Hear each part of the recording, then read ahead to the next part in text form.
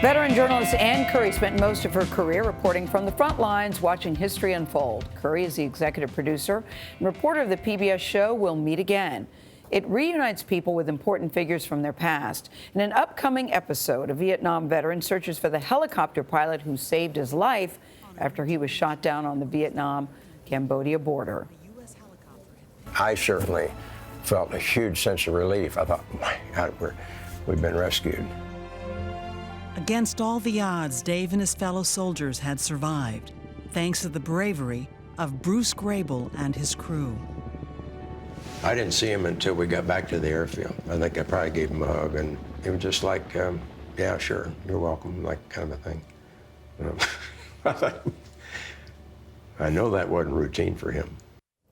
Ann Curry joins us at the table. We should say congratulations, Ann Curry. You have a hit on your hand. 11 million people watched this series last season, and you're back again. Yeah, and I just love that man. I do Abe too. Johnson. I do too. Wrap your arms around that guy. It shows you how you got this story, because one of the people watching said, "Hey, Ann, could you do this for me?" Tell us how these two got together. Well, you know, actually, we actually got a lot of people reaching out to us and I think because the series is reminding all of us that whether we're caught in major events like wars or humanitarian disasters, there are people in our lives who we have to thank, who we might forget if someone didn't remind us. So the series has been reminding people, but in this particular case, Dave's wife saw the series, and Dave saw it as well, but Dave's wife was really the one who pushed him to reach out to us, and so we followed up on the story, and so he's looking for the guy. He was looking for the guy. And doesn't know if he's even alive. Correct. That's what's so fascinating. Who didn't have to save him. Dave's under fire with a bunch of guys. They were in a helicopter that crashed across the border in Cambodia.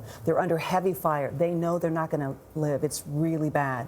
And he sends out a mayday right before they hit the ground, and he doesn't know if anybody heard it. Back at home base, back at the military base, they actually felt that they could not send another ship to go get him. But one guy who's delivering heavy equipment in a Chinook, you saw the size of that? Yes. You don't go rescuing people in a Chinook. In a Chinook. Yes. Goes and just turns around to his crew and says, guys, should we go get him? We just heard the call. And everybody on the crew said, let's go get him. And they risked their lives. They came in under heavy fire and opened up the back of the Chinook and basically spun around so these guys could run inside, and then they took off and everyone was saved. I mean, it's such a rescue story. And now Dave, you know, wants to meet the man, the pilot who made that choice. And so did his wife, to say thank you, because without that, we wouldn't have the children. They had little children. They wouldn't have had the grandchildren that they have. It was such an emotional episode with the two of them when they finally do connect. And in this case, you know, you've got a story, and she's just a wonderful interviewer. That's the wife, an incredible woman and her husband served 3 tours of duty in Vietnam. This is a woman who served, just like her husband served. And that's Dave when he was younger, you know, in another encounter. The season also looks at the women's movement and immigration as well. Yeah, the women's movement, which is interesting because, you know, we are in what I think is the third wave of the women's movement. The first wave being the one that gave us the right to vote. The second one that gave women opportunities. This is the one that is trying to get women past those hurdles, right, that prevent them from reaching their full potential.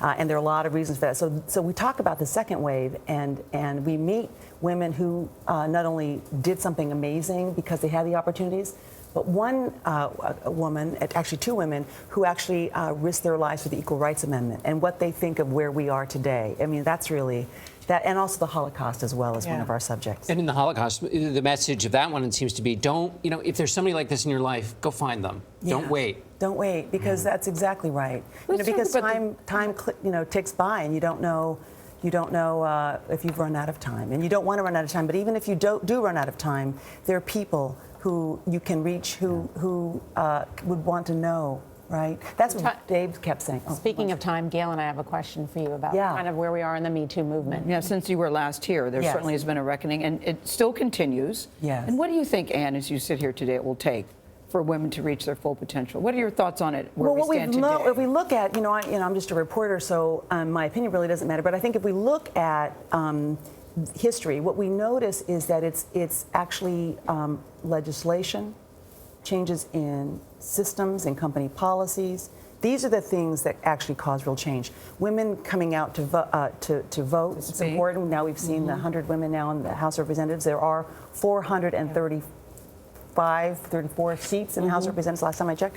So that's not even a fourth really. We have a long way to go. So it's a milestone, but it's about systemic change. And so the Civil Rights Act of 1964 was the piece of legislation that forced open the doors, saying you cannot discriminate against women. So it's a first step, but it is a very important one, as is this series. Anne, great to have you. Thank you so much for having me. Thank you, Anne. Thank you. Season 2 of We'll Meet Again premieres tomorrow.